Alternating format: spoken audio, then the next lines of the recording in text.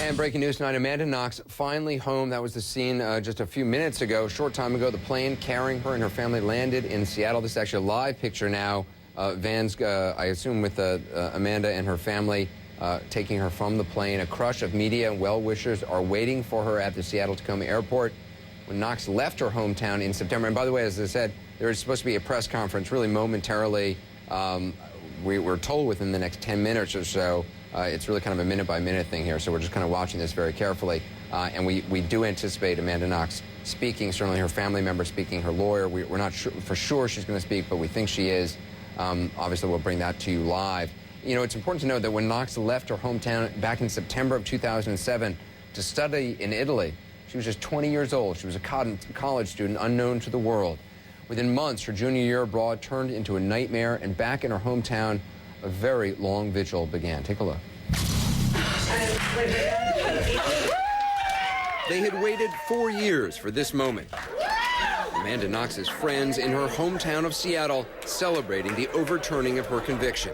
When she gets home, she'll have some time to decompress with the family, and then we're going to have a big old barbecue. From the beginning of her ordeal, a network of friends and supporters rallied to Knox's side. Even as the European media painted Knox as a sex-crazed vixen, the so-called Foxy Knoxy, and despite her murder conviction in 2009, they never lost faith. We put together a website called thefriendsofamanda.org to put the facts of the case out there, to show our support, to give emotional support to the family. We had fundraisers, and just to try to help them through this crisis any way that we could. It was support that Knox's family would find invaluable, as legal bills and plane tickets crushed them financially. I think we've mortgaged just about everything we can mortgage, but there's lots of, there's been very kind people who have sent donations to help pay for Amanda's defense.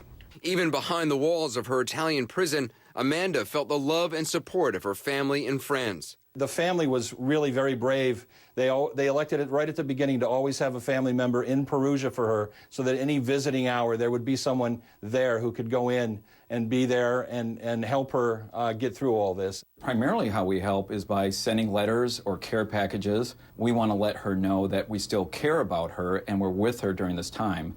But Amanda Knox's allies didn't just provide financial and emotional support. A forensics expert from Idaho became intrigued by the case and volunteered to reanalyze the DNA. His findings proved to be the catalyst for the overturned conviction. The DNA that was done the day of the murder in that room was done perfectly well. The tragedy here is that gut feeling, the gut feeling of the prosecutor, trumped the science. But now that tragedy has been turned into triumph. We are thankful, though, for the support we have received from all over the world. People who took the time to research the case and could see that Amanda and Raffaele were innocent. And you're looking at a live picture of the podium where we anticipate Amanda Knox's family and possibly Amanda Knox herself to speak. As we wait for them, Drew Griffin is also with us. He's been covering the case for CNN for years. Also with us is Tom Wright, a filmmaker and the founder of Friends of Amanda. He's known the Knox family for a decade.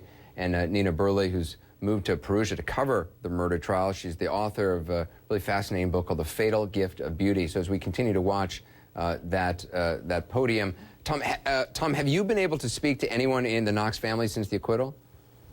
Yes, Anderson, we have.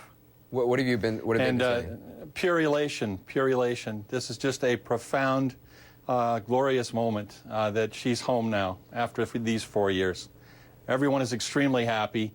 And Amanda is very strong, and maybe momentarily you'll hear directly from her. Drew, do we know what comes next for Amanda Knox? And we talked about this a little bit at the top of the program. The hope, obviously, is that she's not going to be hounded by media. But does she know what she wants to do?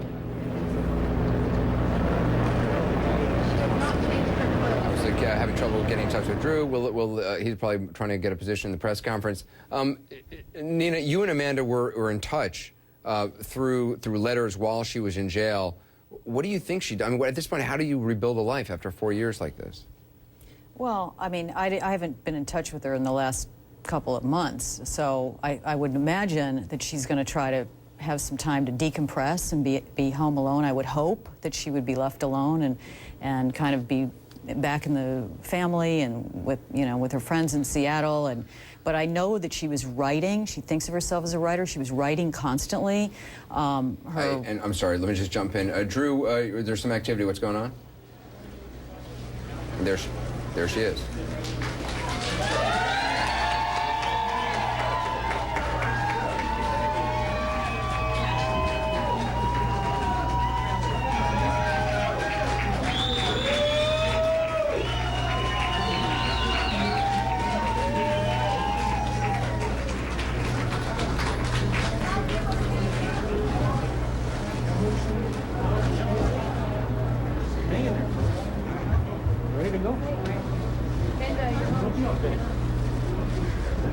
Hi. Very joyous occasion for us today. Let me just give you a quick hint as to the order of speakers here today. First up will be Theodore Simon, noted Philadelphia attorney, has been the family's United States legal advisor and a member of the defense team. Mr. Simon will make some comments and we'll take your questions for a short time. Second up will be Amanda's parents, Kurt Knox and Etta Mellis. They too will make statement comments and take some of your questions. Last up will be Amanda Knox. She will make a statement or comments but will not take questions, as is her right. So thank you, and here's Mr. Theodore Simon.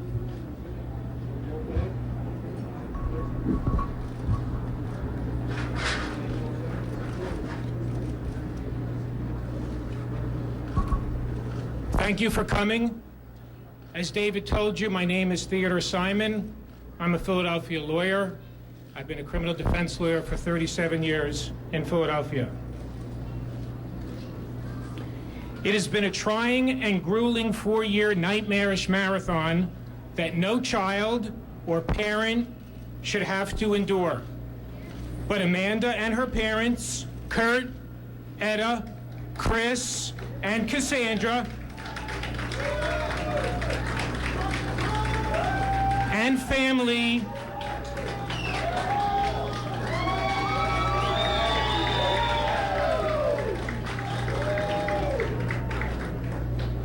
thank you.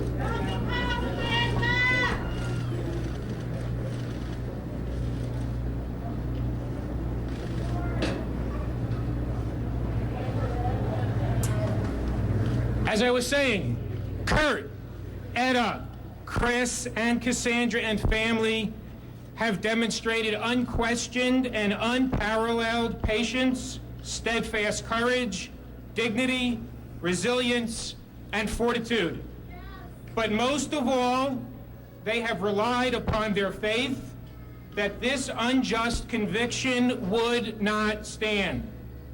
They have persevered with unusual grace and under extremely difficult circumstances. Given those circumstances, the significance and severity of the charges, and the unrelenting pressure they faced, they have been and continue to be deserving of our support, admiration, and prayers. We are appreciative, thankful, and ever so grateful to the appellate jurors for their willingness to reopen and re-examine the facts, to conduct a thorough and searching inquiry into the true facts, which we believe can only be characterized as profoundly absent, and thereafter rendered a bold and courageous decision. This decision unmistakably announces to the world that Amanda Knox was wrongly convicted and that she was not, absolutely not, responsible for the tragic loss of Meredith Kircher. Finally,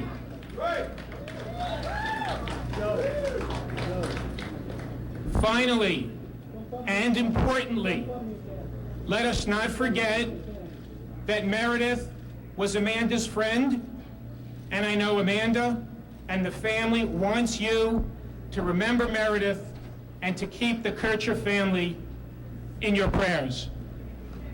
I'll be happy to take a few questions as long as they don't invade the attorney-client privilege or work product privilege or co-counsel privilege.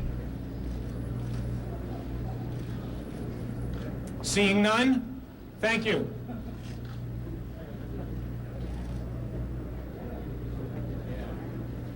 Thank you, Mr. Simon. Amanda's parents, Kurt Knox, Adam Ellis.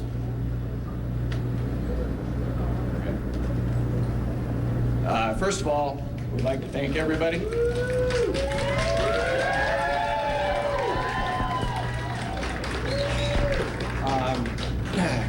As Ted said, this has been a very long 4 years, but we couldn't have made it through it without all you people out here that have supported us. And especially Amanda. All I can say is, again, thank you.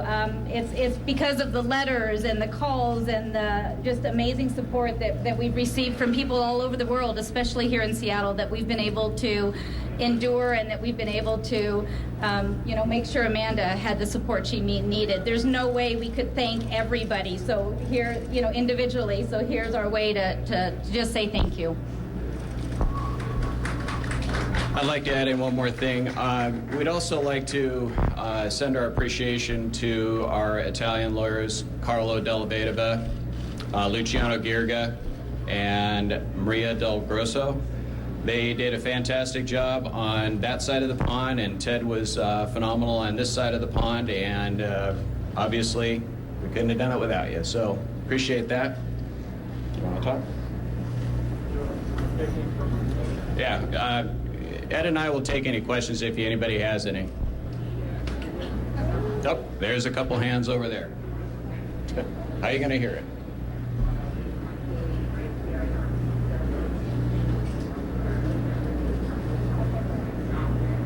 I can't hear. Okay. All right. You want to talk? Come home, Amanda!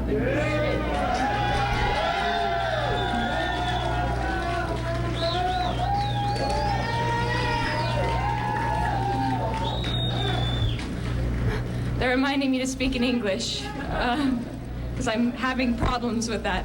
I'm really overwhelmed right now. I was looking down from the airplane, and it seemed like everything wasn't real.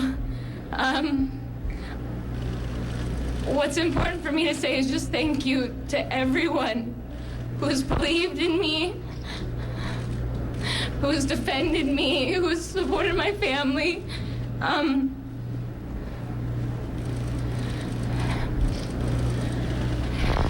just want, my family's the most important thing to me right now, and I just want to go and be with them. So, thank you for being there for me.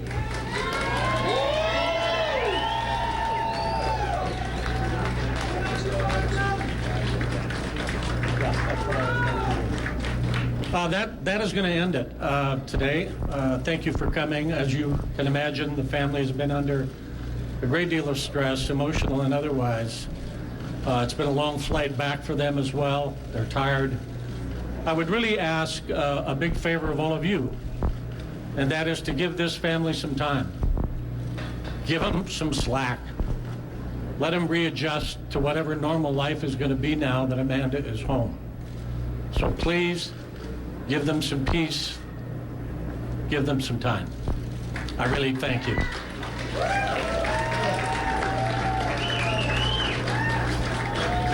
And homecoming for Amanda Knox. Drew Griffin is with us. Also Nina Burley, who's been covering this trial, moved to Perugia to cover the trial. Also joining us, Tom Wright, a filmmaker, the founder of Friends of Amanda. He's known the Knox family for a decade. First of all, Tom, how did Amanda look to you? She looked terrific considering the circumstances, and it was profoundly moving to see her walk through that door. What she's endured and how she's conducted herself with such dignity through it all is just remarkable. And Nina Burley has written the book, The Fatal Gift of Beauty, covering the trial. How did she look to you? I mean, you've been covering her in court. You've seen her under the worst of times. Yeah, I mean, I think, she's the 4 years in prison was traumatic for her. You can see, the way she expresses herself very simply. She's not this very complex, witchy person that they depicted.